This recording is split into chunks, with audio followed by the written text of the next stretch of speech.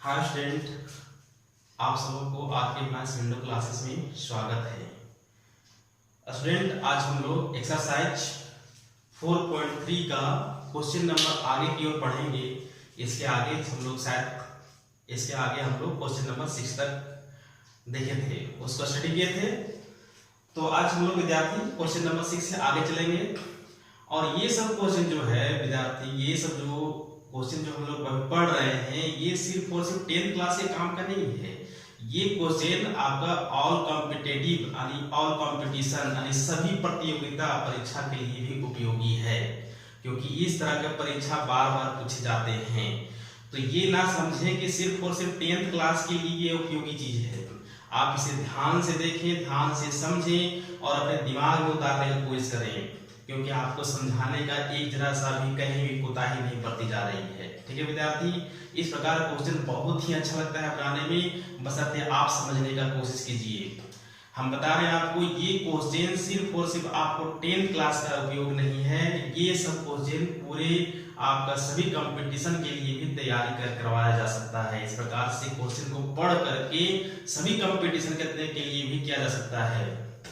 तो विद्यार्थी, तो स्टूडेंट, आगे हम लोग चलते हैं, देखते हैं कि आगे क्वेश्चन क्या है। क्वेश्चन नंबर आगे 6 के आगे से, ठीक है, क्वेश्चन नंबर हम लोग 7 से देखेंगे।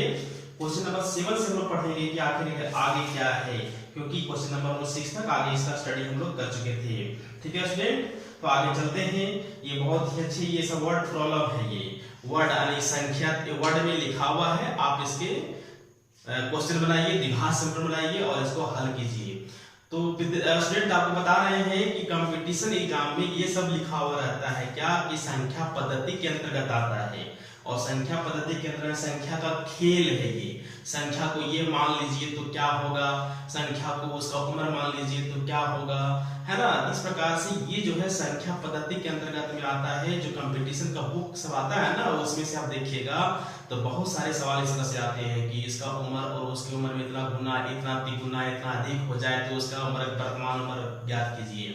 इस प्रकार से क्वेश्चन आता है ना। और इस तरह का कि एक संख्या को माने और दूसरी संख्या को घटा देने पर इतना प्राप्त होता है तो वह संख्या ज्ञात कीजिए। तो इस प्रकार से विद्यार्थी ये जो है ना पूरा कंपटीशन यानी सभी कंपटीशन के लिए आता है। तो सिर्फ और सिर्फ ये ना माने कि आप 10th क्लास के लिए है ये सो, ठीक है, लेकिन 10th क्लास के सिलेबस में है। 10th क्लास की ये बोर्ड एग्जाम में आता है, तो इसलिए आपके लिए बहुत मस्ट है। ये आपका 10th क्लास के एग्जाम बोर्ड के नजर से ये बहुत इंपॉर्टेंट है। 10वां क्लास के लिए स्टूडेंट के, 10th क्लास के स्टूडेंटों के लिए। ठीक है स्टूडेंट, तो हम लोग चलते हैं एक्सरसाइज 4.3 का क्वेश्चन नंबर हम लोग पढ़ेंगे क्वेश्चन नंबर 7 से। ठीक है स्टूडेंट, क्वेश्चन नंबर हम लोग 7 से पढ़ेंगे, इसको देखेंगे क्वेश्चन नंबर 7 से क्या कहता है। ठीक है, तो चलिए स्टूडेंट हम देखते हैं क्वेश्चन नंबर, आपको पढ़ के सुनाते हैं क्या बोलता है। तो क्वेश्चन नंबर 7 क्या बोलता है कि दो संख्याओं के वर्गों का अंतर 180 है। क्या है, समझने की कोशिश कीजिए, कोई कठिन नहीं है, सिर्फ और सिर्फ आप लोग को दोस्तों समझने की जरूरत जरूरी है। दो संख्याओं के वर्गों का अंतर 180 है। छोटी संख्या का वर्ग बड़ी संख्या का 8 गुना है। दोनों संख्या ज्ञात कीजिए।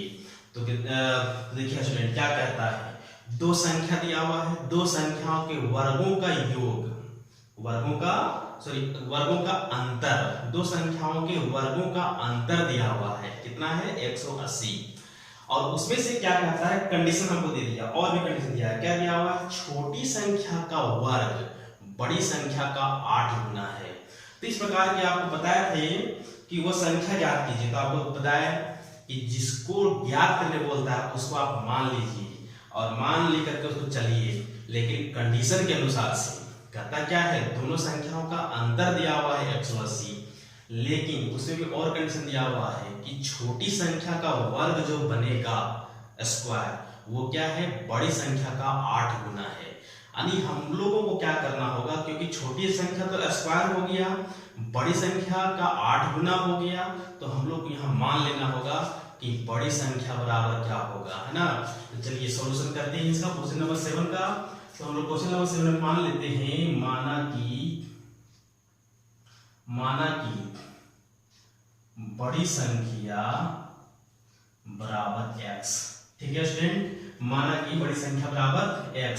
तो इसी जस्ट अभी क्वेश्चन में क्या करता है, छोटी संख्या का वर्ग, है ना, तो हम लोग लिखेंगे एवं छोटी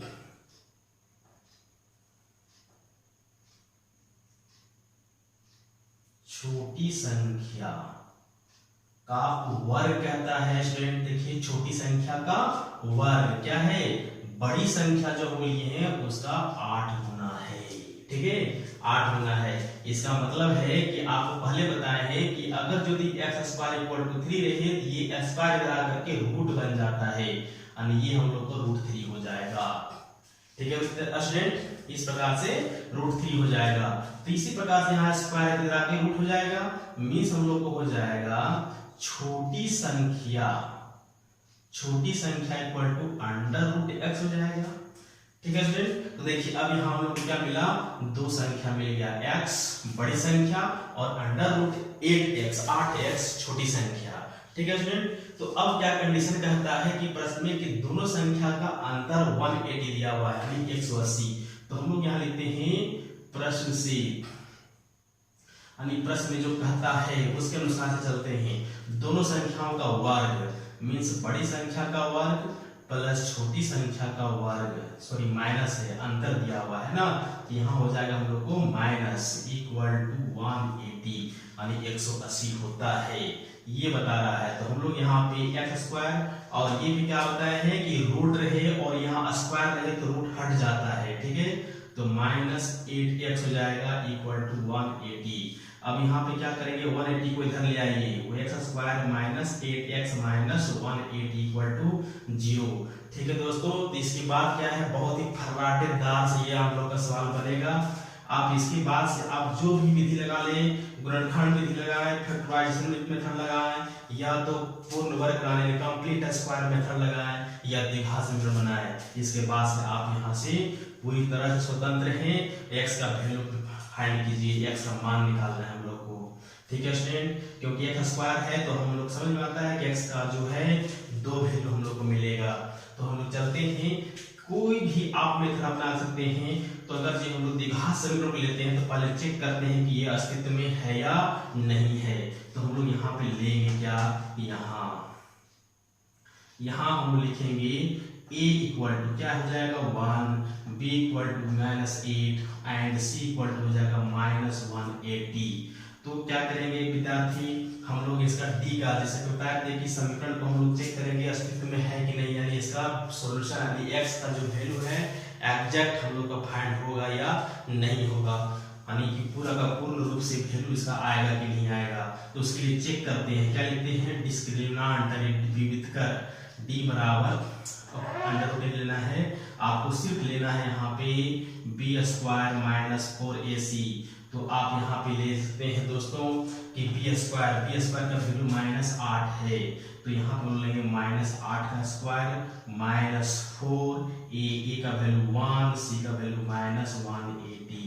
ठीक है स्टूडेंट, तो हम लोग क्या करते हैं, इसका 8 का स्क्वायर क्या हो जाएगा 64, और ये माइनस माइनस प्लस, और इसको मल्टीप्लाई कीजिए, 180 को 4 से मल्टीप्लाई करेंगे तो हम लोग को क्या मिलेगा 0, 8 4 21 8 चौके 32 के 2 हाथ में 3 4 के 4 हाथ में 3 7 720 आ रहा है। तो हम लोग क्या करते हैं, इसको दोनों को ऐड कर देते हैं। ठीक है स्टूडेंट, तो एक बार देख लेते हैं, मल्टीप्लाई कैसे देते हैं कि 0 8 चौके 32 के 2 हाथ में 3 4 के 4 हाथ वाला 3 एक साथ हो जाएगा। तो हम लोग क्या मिल रहा है, यहाँ से हम लोग का d का वैल्यू d इक्वल टू हम लोग को मिल रहा है, ऐड कर देंगे तो 4 6 में 8 और 7 क्या मिला हम लोग को स्टूडेंट 784। ठीक है, d का वैल्यू 784 मीन्स ये है कि ये प्लस में है, मीन्स 0 से बड़ा है, ग्रेटर देन 0। तो ये 0 से बड़ा है, इसका मतलब है कि समीकरण अस्तित्व में है ना।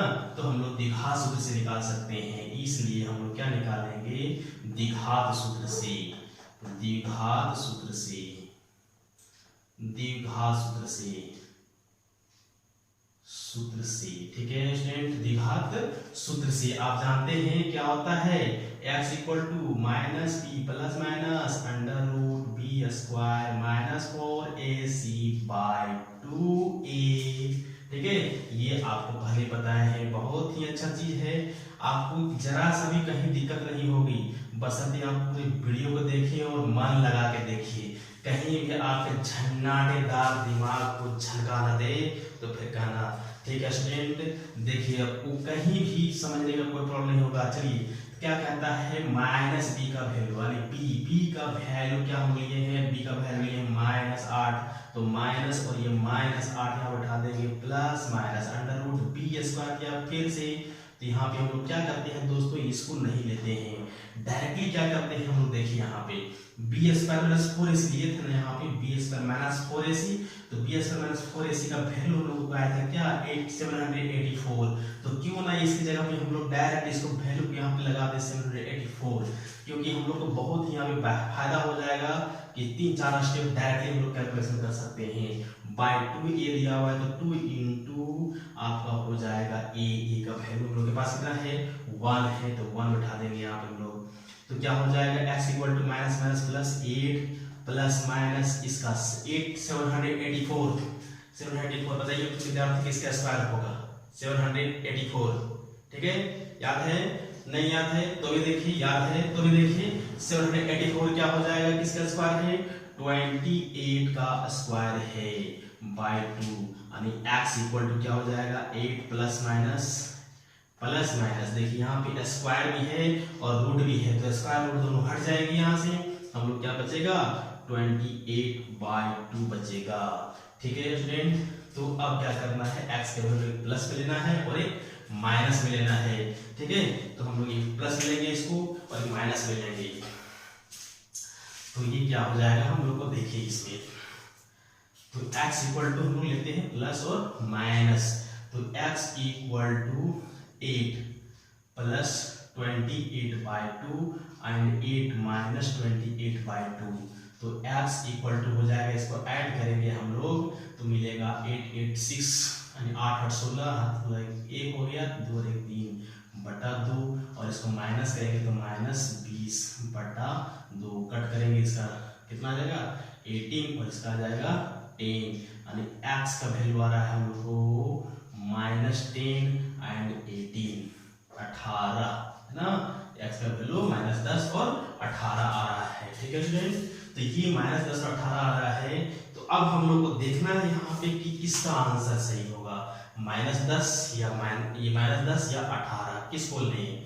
तो अगर यदि बड़ी संख्या की बात की गई है तो प्लस में होगा, लेकिन फिर भी आप इसको चेक करने के लिए ये कर सकते हैं कि हम लोग बड़ी संख्या 10 लेते हैं, बड़ी संख्या 10 लेते हैं तो छोटी संख्या क्या होना चाहिए 8 में 10 यानी माइनस हो जाएगा, और माइनस जो है माइनस अंडर रूट में अगर जो 80 हो जाएगा तो इसका कोई स्क्वायर हम लोग तोड़ नहीं सकते हैं, क्योंकि ये कौन सा नंबर में आता है आपका अवास्तविक संख्या में आता है। ठीक है, जो 10th क्लास में ये है ही नहीं पढ़ने का हम लोग को इसके बारे में, तो ये नहीं हो सकता है। ठीक है स्टूडेंट्स, ये नहीं हो सकता है, तो हम लोग को बड़ी संख्या क्या हो सकता है, अतः तो हम लोग को बड़ी संख्या हो सकता है, बड़ी संख्या बराबर 18 हो जाएगा, यहाँ से हम लोग का बड़ी संख्या क्या हो जाएगा 18 हो जाएगा, तो छोटी संख्या कितना हो जाएगा स्टूडेंट, छोटी संख्या क्या दिया हुआ है √8x मीन्स ये हो जाएगा 8 × 18। अब इसको मल्टीप्लाई करेंगे तो क्या हो जाएगा, यहाँ पर प्लस में लेना होगा। ठीक है, क्योंकि हम रूट लगा रहे हैं ना, तो ये रूल होता है कि जब भी रूट लगाए तो आप इसको आगे में प्लस माइनस लीजिए, तो ये आपका मिल जाएगा प्लस माइनस √144, तो मिल जाएगा हम लोग को प्लस माइनस 12। अब क्या है स्टूडेंट, यहाँ पे देखिए कि बड़ी संख्या हम लोग को 18 हो जाएगा, तो दो तरह का हो जाएगा बड़ी संख्या, इस प्रकार हम लोग क्या लिख सकते हैं, इस प्रकार बड़ी संख्या बराबर 18 एवं छोटी संख्या बराबर 12, ये आपका आंसर हो जाएगा। ठीक है, या तो फिर 18 और -12, 18 एंड -12 भी हो सकता है, एंड और क्या हो सकता है, और बड़ी संख्या बराबर 18 एवं छोटी संख्या बराबर हम लोग हो सकता है -12। इस प्रकार से दोनों का दोनों हो सकता है। ठीक है स्टूडेंट, ये दोनों का इसका आंसर हो सकता है। तो आप देख सकते हैं क्वेश्चन नंबर 7 का जो है ये आपका पूरी तरह से सॉल्यूशन है। तो जैसा कि पहले बताया विद्यार्थी, ये जो क्वेश्चन है इस प्रकार का क्वेश्चन आपका सिर्फ 10th क्लास के ही उपयोगी नहीं है, आपके लिए ये कॉम्पिटिटिव एग्जाम के लिए भी बहुत इंपॉर्टेंट है। जो भी कंपटीशन करते हैं स्टूडेंट, तैयारी कर रहे हो, उसके लिए भी सब क्वेश्चन बहुत मायने रखता है। ठीक है स्टूडेंट, तो ये सब क्या है, वर्ड प्रॉब्लम है ना। तो चलिए अब आगे चलते हैं नेक्स्ट क्वेश्चन में। हम लोग क्वेश्चन नंबर 8 का सोल्यूशन देखते हैं क्या कहता है।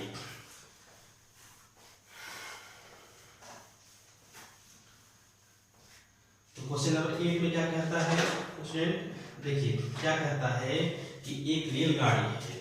ठीक है, रेलगाड़ी आप देखे होंगे लंबा सा होता है। एक रेलगाड़ी एक समान चाल से 360 किलोमीटर की दूरी तय करती है। 360 किलोमीटर की दूरी तय करती है। कितना है दूरी याद रखिए। जो क्वेश्चन में कहता है उसको आप माइंड में इसको एकदम पूरा क्या कहते हैं फोटो की तरह खींच करके रखिए। क्या कहता है, एक रेलगाड़ी एक समान चाल से 360 किलोमीटर की दूरी तय करती है। समान चाल से यानी इस चाल में कोई परिवर्तन नहीं है, जो चल रहा है। यदि यह चाल 5 किलोमीटर प्रति घंटा अधिक हो, जो चल रहा था उसमें से 5 किलोमीटर प्रति घंटा और जोड़ दिया जाए, तो समझ में आ गया होगा कि उसका स्पीड क्या होगा, और तेज भागेगा, है ना। तो तेज भागेगा तो क्या होगा, जहां पहुंचने का टाइम रहेगा वो टाइम तो घट जाएगा। मान लो 1 घंटा में 360 किलोमीटर को तय करना है, और कुछ दूरी जाके बाद हम जो चाल से चल रहे हैं उसमें और तेजी ला दें, तो क्या होगा, 1 घंटा से पहले पहुंच जाएंगे ना। तो वही कारण होगा यहाँ पे कि कोई एक रेलगाड़ी है 360 किलोमीटर को तय करने के लिए समान चाल से चल रही है, लेकिन उसमें क्या करता है, यदि हम उसमें 5 किलोमीटर प्रति घंटा की रफ्तार बढ़ा दें तो उसकी समय में कमी आ जाएगी। तो वही कहता है कि 5 किलोमीटर अधिक होती है तो वह उसी यात्रा में 1 घंटा कम समय लेती है। 1 घंटा कम समय लेती है। तो देखिए विद्यार्थी, तो क्या कहता है, रेलगाड़ी की चाल याद कीजिए। तो चाल बराबर क्या होता है, चाल बराबर दूरी बटा समय होता है। चाल बराबर दूरी बटा समय होता है। तो हम लोग चाल को मान लेंगे। ठीक है, चाल को हम लोग मान लेंगे। तो देखिए चाल हम लोग मानते हैं। तो क्वेश्चन नंबर 8 का देखिए, है ना। क्वेश्चन नंबर 8 आपके पास तो है स्टूडेंट बुक, है ना। आप देख सकते हैं क्वेश्चन को लिखना संभव नहीं है, आपको बहुत जरूरी है क्वेश्चन का सॉल्यूशन जानना। क्वेश्चन का सॉल्यूशन यानी उसके हल को समझना, ताकि नेक्स्ट क्वेश्चन को आप बना सके, है ना। तो इसलिए क्वेश्चन का ज्यादा यहाँ पे लिखने की जरूरत नहीं है, आपकी जरूरत है कि आपके दिमाग में सेट हो सके ये सवाल का सॉल्यूशन, इसका हल। तो चलिए हम लोग क्या करते हैं, 1 नंबर क्वेश्चन, माना कि समान चाल, रेलगाड़ी की समान चाल बराबर, माना कि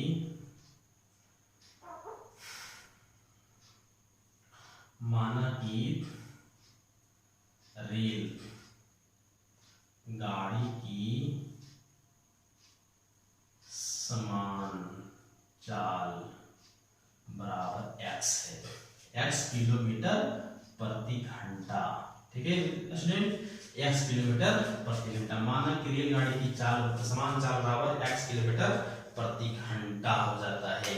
तो जब x किलोमीटर प्रति घंटा है तो दूरी कितना है, एक समान चाल से चल रहा है, तो दूरी बराबर क्या दिया हुआ है, 360 किलोमीटर। ठीक है स्टूडेंट, यहाँ पे देखिए क्या है, चाल हम लोग मान लिए हैं, दूरी दिया हुआ है, तो क्या हम लोग को नहीं दिया हुआ है दूरी, चाल, समय में हम लोग को चाल दिया हुआ है, दूरी दिया हुआ है, क्या दिया हुआ है, समझ में आ गया होगा। ये समय नहीं दिया हुआ है तो हम यहाँ निकाल लेंगे, इसलिए क्या हो जाएगा, समय बराबर क्या होता है, समय बराबर दूरी बटा चाल, है ना, होता है हम लोग को दूरी बटा चाल होता है। ठीक है स्टूडेंट, तो दूरी कितना है, 360 किलोमीटर है, और चाल कितना लिए हम लोग, x किलोमीटर पर x किलोमीटर पर घंटा हम लिए इस प्रकार से। ठीक है स्टूडेंट, तो यहाँ से क्या हो जाएगा हम लोग को ये अभी कट जाएगा, बचेगा क्या हम लोग को 360/x × h यानी आवर। ठीक है स्टूडेंट, ये बचेगा कब, जब x इसका चाल रहे। तो फिर दूसरा कंडीशन में क्या कहता है, यदि चाल में 5 किलोमीटर अधिक 5 किलोमीटर अधिक हो तो क्या हो जाएगा, तो चाल बराबर क्या मिल जाएगा हम लोग को स्टूडेंट, x + 5 यानी x + 5 किलोमीटर प्रति घंटा हो जाएगा हम लोग को। ठीक है स्टूडेंट, और दूरी उतना ही रहेगा, दूरी जो है हम लोग को उतना ही रहेगा, लेकिन चाल वृद्धि हो गया तो दूरी बराबर क्या हो जाएगा, दूरी बराबर में तो कोई परिवर्तन नहीं होगा, है ना। ऐसा नहीं ना होगा कि चाल बढ़ा दे तो दूरी छोटा हो जाएगा, नहीं, और छोटा कौन होगा, समय छोटा होगा। तो समय छोटा होगा तो फिर हम लोग यहाँ समय निकालेंगे, समय बराबर क्या हो जाएगा हम लोग को 360 यानी दूरी बटा चाल क्या है हम लोग का x + 5 आवर हो जाएगा। इसी के जैसा सेम चीज है ना, दूरी वही चीज है, केवल चाल में 5 को जोड़ दिया गया, है ना, ये हो गया। अब क्या कहते हैं कि अगर यदि 5 किलोमीटर अधिक तेज किया जाए चाल में तो उसको समय कम लग जाता है। ये तो समझने की चीज है कि चाल से चल रहे हैं, आप खुद सोचिए कहीं जा रहे हैं, सोच रहे हैं कि धीरे धीरे चलेंगे वहां तक पहुंच जाएंगे हम इतना टाइम में, और बीच में जाकर के कहीं तेज चलने लगे तो क्या होता है कि कम समय लग जाता है। तो वैसे ही कहता है कि ये समान चाल से चल रहा था, लेकिन बीच में क्या किया, 5 किलोमीटर और रफ्तार बढ़ा दिया, तो क्या हो गया, समय घट गया। और कितना समय घट गया, ये बता रहा है कि 1 घंटा कम समय लगता है। कितना, 1 घंटा। तो हम लोग यहाँ पे लिखेंगे प्रश्न सी। ठीक है स्टूडेंट, हम लोग लिखेंगे यहाँ प्रश्न सी। तो प्रश्न से क्या हो जाएगा कि यहाँ पे 360/x + 5 में क्या होता है, जो पहले था हम लोग का समय उसमें 1 घंटा कम समय लग रहा है, यानी मीन्स ये हो जाएगा 360/x - 1, ये हो जाएगा 1 घंटा कम समय लगेगा इसमें, पहले जो चाल था उसमें। तो अब क्या करेंगे, इसको हम लोग इधर लाते हैं तो क्या हो जाएगा 360/x - 360/x + 5 = 1। अब इसको एलसीएम लीजिए तो क्या हो जाएगा, हम लोग एलसीएम लेंगे तो यानी कि 360x प्लस ये जो है यहाँ पे ऐसे कर देते हैं इसको, कि ऐसे यहाँ मल्टीप्लाई कर रहे हैं x प्लस, क्योंकि आपको समझने में बहुत ही आसान हो जाएगा, = 360x हो जाएगा, है ना। यहाँ माइनस से माइनस हो जाएगा बाय, आपका एलसीएम ये रहेगा x × x + 5 क्या है, 1 है। तो अब क्या हो जाएगा, हम लोग इसको मल्टीप्लाई करेंगे तो 360x 360 प्लस 360 × 5 माइनस 360x, और इसको मल्टीप्लाई करेंगे हम लोग इधर से तो क्या मिल जाएगा हम लोग को, ये हो जाएगा आपका x² + 5x। तो ये क्या हो जाएगा हम लोग को, यहाँ से 360x कट जाएगा, दोनों सेम चीज प्लस माइनस में है। अब इसको मल्टीप्लाई करते हैं तो क्या हो जाएगा 0 0 और ये 5 3 जा 15 एंड यहाँ हो जाएगा आपका 3, तो 15 3 18 100 हो जाएगा = x² + 5x, ये हो जाएगा। अब इसको उधर ले चलिए, क्या हो जाएगा x² + 5x - 1800 = 0, है ना स्टूडेंट, ये हो जाएगा हम लोग का।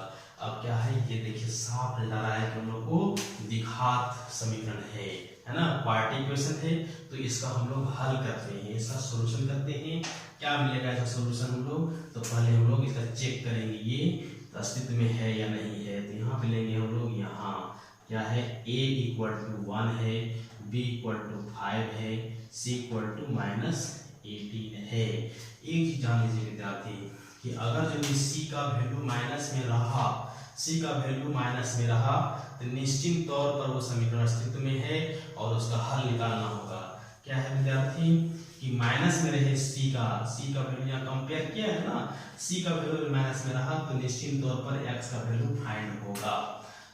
क्या निकालेंगे, यहाँ हो गया, इसलिए हम लोग क्या निकालेंगे, डिस्क्रिमिनांट b बराबर क्या होता है, b square minus 4ac, means b का वैल्यू 5 का स्क्वायर हो गया माइनस 4 1 और c का वैल्यू माइनस 1800।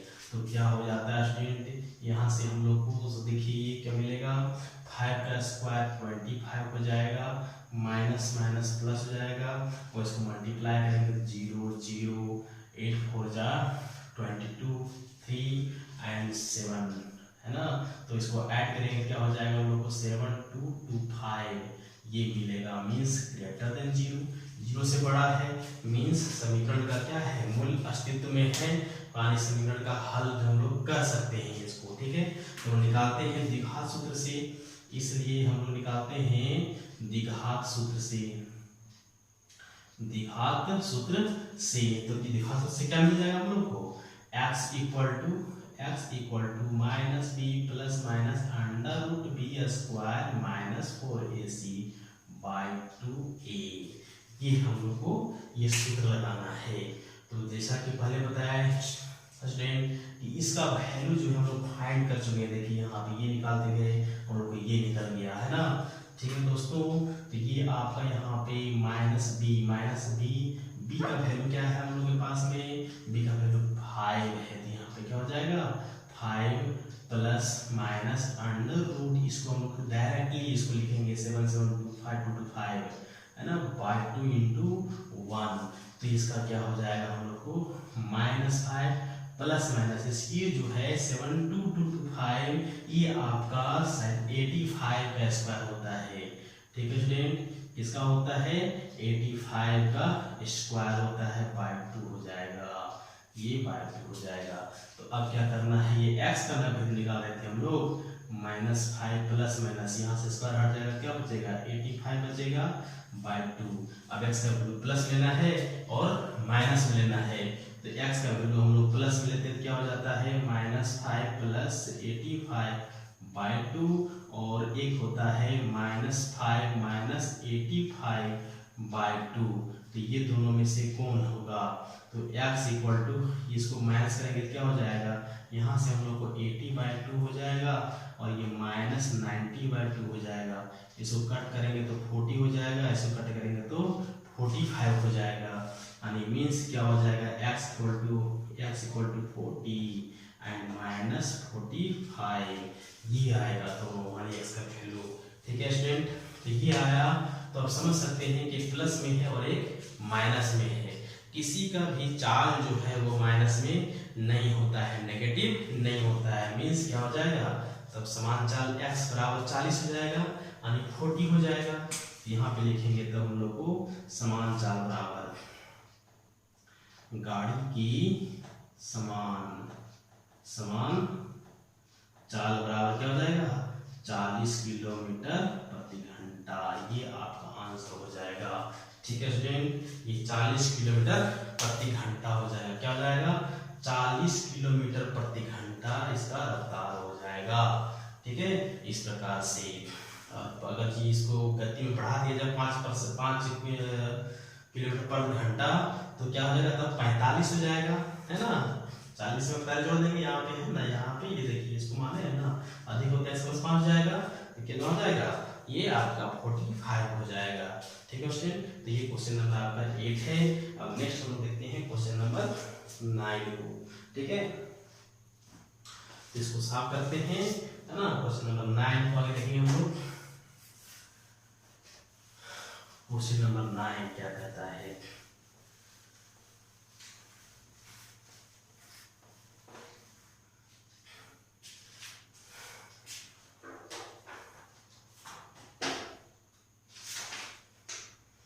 देखिए बहुत ही इम्पोर्टेंट और इंटरेस्टिंग क्वेश्चन है, बहुत ही इम्पोर्टेंट एंड इंटरेस्टिंग क्वेश्चन है। ठीक है स्टूडेंट, आप इसको समझने का कोशिश कीजिए, इस तरह का सवाल एकदम बार बार हर कंपटीशन में ऐसा सवाल रहता ही है, और खैर बोर्ड के लिए तो कहना ही नहीं है, बोर्ड के लिए तो बहुत ही सभी इंपॉर्टेंट क्वेश्चन लगता है। देखिए क्या कहता है, दो पानी के नल एक साथ एक होज को 9.3/8 घंटों में भर सकते हैं, यानी पूरा भर सकते हैं, दोनों नल मिल करके बड़े व्यास वाले नल हौज को भरने में कम व्यास वाले नल से 10 घंटे कम समय लेता है। बड़ा छोटा व्यास, बड़ा व्यास तो समझ में आ रहा है कि उसका जो गोलाकार मुंह होगा, जो कम व्यास होगा उसका छोटा होगा, नहीं कम पतला वाला होगा, और बड़ा व्यास जो उसका थोड़ा सा मुंह चौड़ा होगा, उसमें ज्यादा पानी जा सके, है ना। तो उसमें बड़ा वाला में क्या लेगा, छोटा वाला की अपेक्षा 10 घंटा कम समय लेगा, तो श्योर लेगा ही, क्योंकि वो तो पतला है, उसमें कम पानी जाएगा, ये मोटा है तो ज्यादा पानी जाएगा। तो प्रत्येक द्वारा अलग अलग हौज को भरने के समय ज्ञात कीजिए, यानी कितना समय लेता है उसको हम लोग को फाइंड करने बोला है, निकालने बोला है। तो पहले आपको बताया है दोस्तों कि जिसको निकालना हो तो उसको आप मान लीजिए। तो हम लोग यहाँ पे मान के चलेंगे क्या कि हौज को भरने में लिया गया समय बराबर x, ये निकालने बोल रहा है तो हम इसको मान लेंगे। माना कि हौज को भरने में लिया गया समय बराबर x, माना कि हौज, है ना, क्या है हौज, माना कि हौज को भरने में लिया गया समय बराबर x हो जाएगा, है ना। माना कि हौज को भरने में लिया गया समय बराबर x, है ना, ये घंटा देते हैं आवर। तो क्या करते हैं, तो इसमें हम लोग कम व्यास वाला है, बड़ा व्यास वाला है, कम व्यास वाला रहता है ना, यहाँ पे हम लोग कम व्यास वाला लेंगे। माना कि कम व्यास वाले नल द्वारा हौज को भरने में लिया गया समय बराबर, तो हम लोग यहाँ पे लिखेंगे माना कि कम व्यास वाला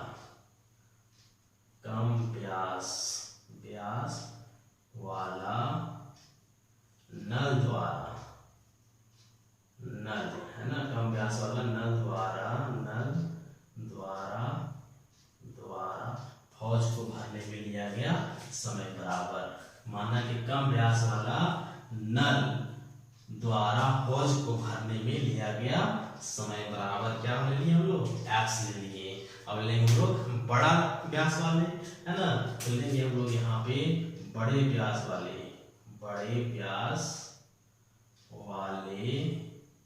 नल द्वारा भरने में, द्वारा हौज को, है ना, किसको, हौज को भरने में लिया गया समय बराबर, क्या है दोस्तों, समय बराबर क्या हो जाएगा, यहाँ से ये कहता है x, मतलब उसमें x 10 घंटा कम ले रहा है, मतलब x माइनस 10 हो जाएगा, है ना, x माइनस 10 आवर हो जाएगा यहाँ पे, ठीक है। अब हम इसको लेंगे कि 1 घंटा में भरा गया हौज बराबर क्या लेंगे स्टूडेंट, 1 घंटा में, ये तो हौज को भरने में लिया गया समय लिए, तो 1 घंटा में क्या हो जाएगा, ये यहाँ पे लिखेंगे 1 घंटा में भरा गया हौज बराबर 1 घंटा में भरा गया हौज बराबर क्या हो जाएगा हम लोग को 1/x हो जाएगा, है ना, 1/x हो जाएगा। फिर यहाँ थोड़ा छोड़िए, यहाँ पे लिखना था कि कम व्यास वाले नल द्वारा 1 घंटा में भरा गया हौज बराबर क्या लिखेंगे स्टूडेंट, कम व्यास वाले नल द्वारा, है ना, यहाँ पे ये लिखेंगे कम व्यास वाले नल द्वारा, यहाँ पे लिखना है कम व्यास वाले नल द्वारा भरा गया, नल द्वारा 1 घंटे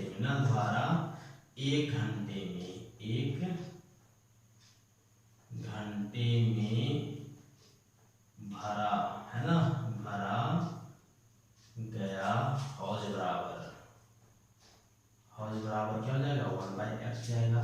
सेम वही कंडीशन इसे अप्लाई करना है, किसमें, बड़ा नल द्वारा भरा गया हौज बराबर 1 घंटा में बड़ा नल द्वारा भरा गया हौज बराबर हो जाएगा, लेकिन हो जाएगा 1/x माइनस 10।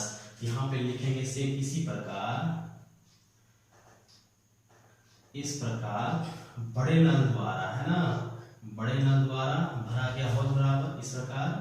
इस प्रकार 1 घंटा में, 1 घंटा में बड़ा बड़े नल द्वारा भरा गया हौज बराबर क्या हो जाएगा हम लोग को, हौज बराबर 1/x माइनस 10 हो जाएगा। ठीक है फ्रेंड, 1/x माइनस 10 हो जाएगा, तो x माइनस 10 हो जाएगा और 1/x हो गया ये हम लोग का।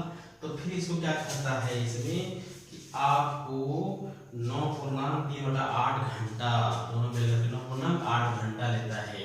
तो दोनों नल द्वारा भरा गया हौज बराबर 1 घंटे में, 1 घंटे में दोनों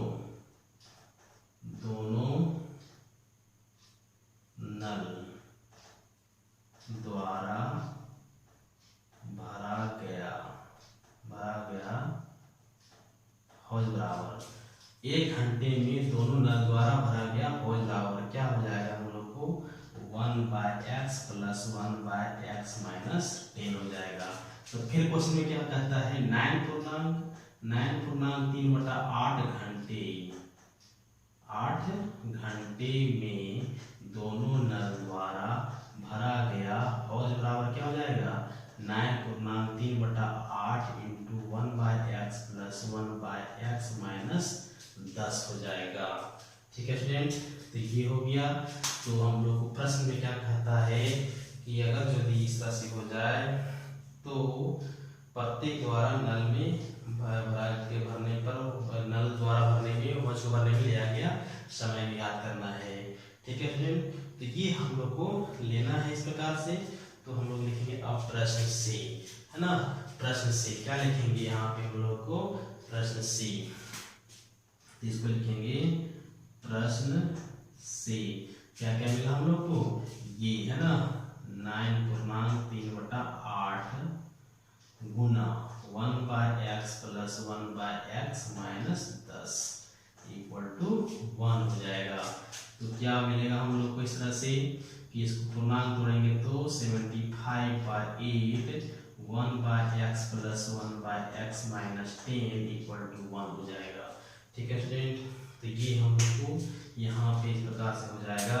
इसको क्या करते हैं, इसको यहाँ से इसे करते हैं और इसको मल्टीप्लोस में 8 को इधर मल्टीप्लाई करेंगे यानी हो जाएगा आपका 75 into x minus 10 plus x equal to 8 into x square minus 10x हो जाएगा।